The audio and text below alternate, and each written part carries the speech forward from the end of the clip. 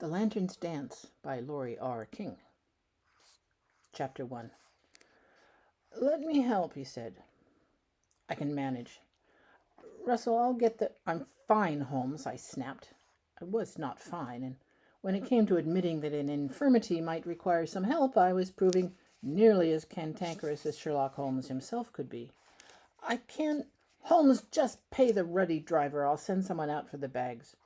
Assuming they hadn't changed their minds as to the invitation or gone off to the south of France for the month.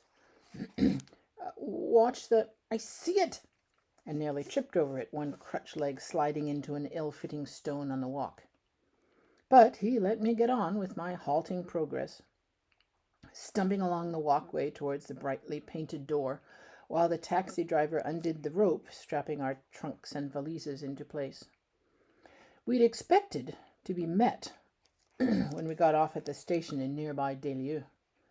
And though the absence of a car might have been a message of sorts that antipathy had returned, that we should simply continue on to Paris, we had been invited, we had accepted, and we had cabled ahead with our information. And even if the absence of greeting at the station had been due merely to the chronic forgetfulness of an artist, one would have thought that Damien's doctor fiancé, who had impressed even Holmes as being marvelously competent, would remember the arrival of her soon-to-be in-laws. Stepmother-in-law? Me? I reached the end of the pathway without mishap, negotiated my way up the 2 low steps, settled my balance so I could reach out for the bell, then stopped, abruptly, 3 feet from the front door. After a moment, leaving the crutches tucked under my aching arms, I unfurled my fingers from the grips and raised them, hands outstretched. Resentments, unsettled scores, and long-standing acrimony were one thing. What I had not anticipated was being met by the sound of a break-action shotgun snapping into place behind me.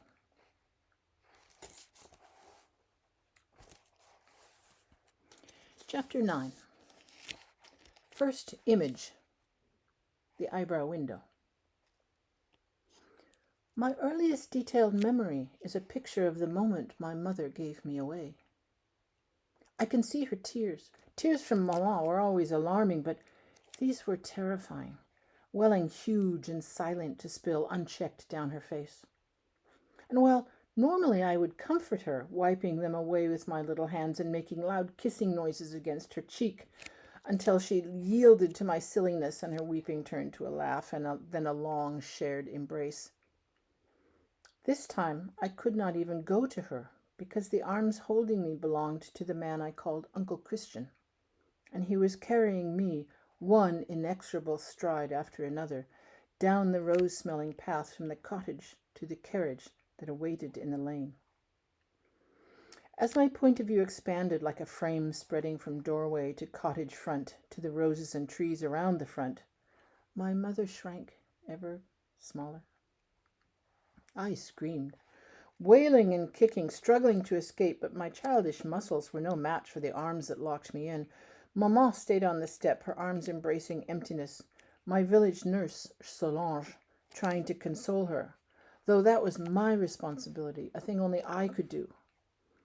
My throat was ripped with frantic screams, and when I heard the creak that meant the garden gate was opening, I lunged over to clamp my sharp teeth into his ear. His silk hat tumbled away. Voices were raised, but the arms stayed tight around me as he bent to climb the carriage steps. The door closed as startling as the harsh, hot wash of blood in my mouth. My abductor sat, and I let go my jaws so I could turn and see the first image of my new life framed by the carriage window.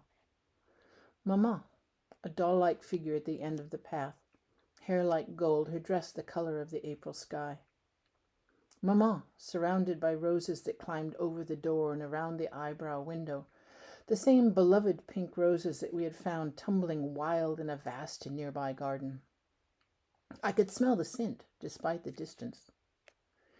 Maman, fist clenched, face shiny wet, muscles so tight I could feel them, and yet she did not leave the old stone step. She did not come after me. Mama.